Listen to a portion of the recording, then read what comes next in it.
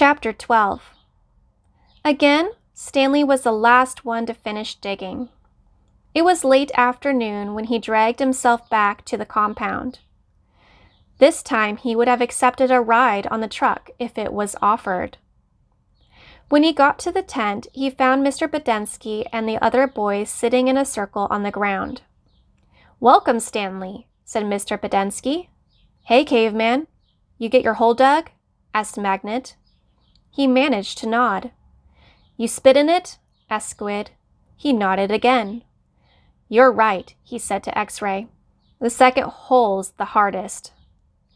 X-Ray shook his head. "The third hole's the hardest," he said. "Come join our circle," said Mr. Pendanski. Stanley plopped down between Squid and Magnet. He needed to rest up before taking a shower. "We've been discussing what we want to do with our lives," said Mr. Pendanski. "We're not going to be at Camp Green Lake forever. We need to prepare for the day we leave here and join the rest of society." "Hey, that's great, Mom," said Magnet. "They're going to finally let you out of here?" The other boys laughed.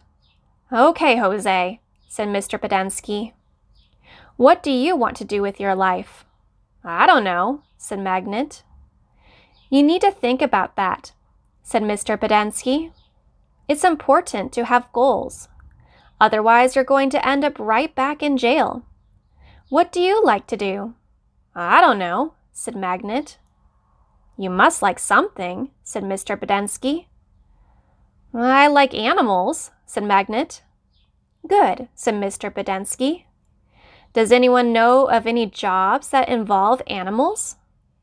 "Veterinarian," said Armpit. "That's right," said Mr. Pendanski.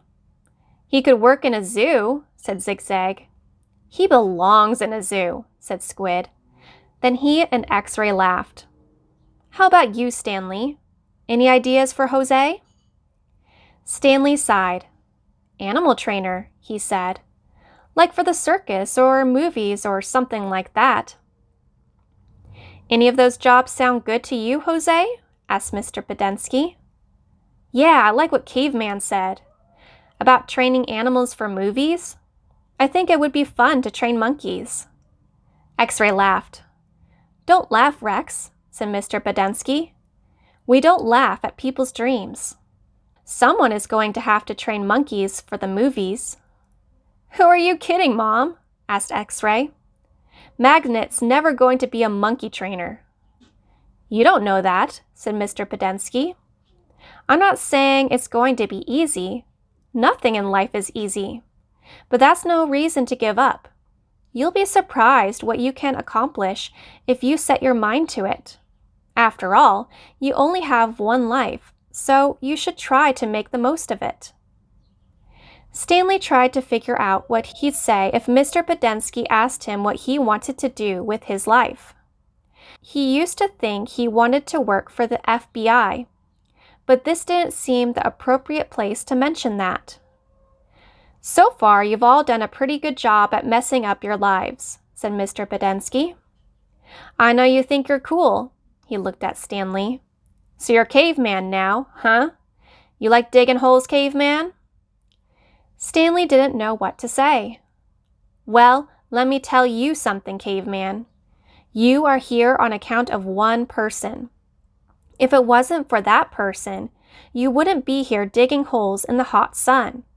You know who that person is?" "My no good, dirty, rotten, pig-stealing great-great-grandfather." The other boys howled with laughter. Even Zero smiled. It was the first time Stanley had ever seen Zero smile. He usually had such an angry expression on his face. Now he had such a huge smile, it almost seemed too big for his face. Like the smile on a jack-o'-lantern. "No," said Mr. Pendanski. "That person is you, Stanley. You're the reason you are here. You're responsible for yourself. You messed up your life and it's up to you to fix it.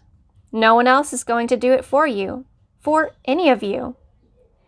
Mr. Pendanski looked from one boy to another. "You're all special in your own way," he said. "You've all got something to offer. You have to think about what you want to do. Then do it. Even you, Zero. You're not completely worthless." The smile was now gone from Zero's face. "What do you want to do with your life?" Mr. Pendanski asked him. Zero's mouth was shut tight as he glared at Mr. Pendanski. His dark eyes seemed to expand. "What about it, Zero?" asked Mr. Pendanski. "What do you like to do?" "I like to dig holes."